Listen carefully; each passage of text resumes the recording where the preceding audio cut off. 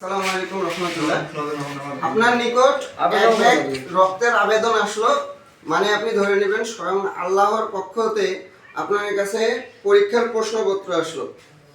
আপনার কাছে যখনই এক ব্যাগ রক্তের প্রয়োজন হবে, আবেদন আসবে, ঠিক আপনার শরীরের রক্তের সাথে যদি সেই রক্তের ম্যাচ খায় তাহলে অবশ্যই, এবং আপনি যদি রক্ত দেওয়ার উপযোগী হয়ে থাকেন তাহলে অবশ্যই আপনি সেই ব্যক্তিকে রক্তদান করবেন।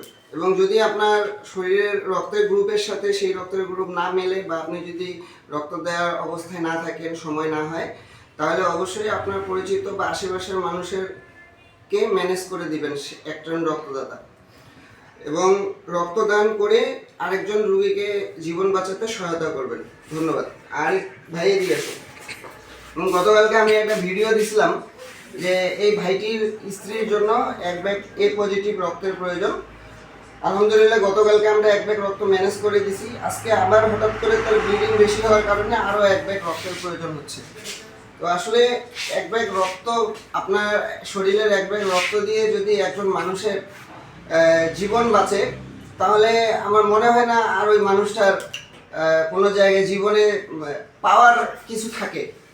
আলহামদুলিল্লাহ আপনার শরীরের এক ব্যাগ রক্তই একজন মানুষের জীবন বাঁচাতে সহায়তা করবে। তোমার স্ত্রী এখন কেমন আছে? আমরা যে গতকালকে রক্ত দিছি তোমাকে।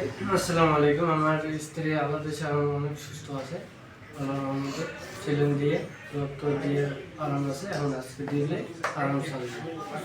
আর তোমাকে আমরা গতকালকে এক ব্যাগ রক্ত দিছি, আজকে আরেক ব্যাগ দিচ্ছি। তুমি কি ঠিকভাবে আমাদের কাছ থেকে রক্ত পেয়েছো?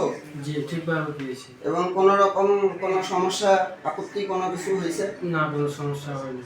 আমাদের সকলের জন্য দোয়া করবা যেন এভাবে করি আমরা সবসময় গরিব অসহায় মানুষের পাশে থাকতে পারি এবং সকলকে রক্ত দান করতে পারি। আসসালামু আলাইকুম।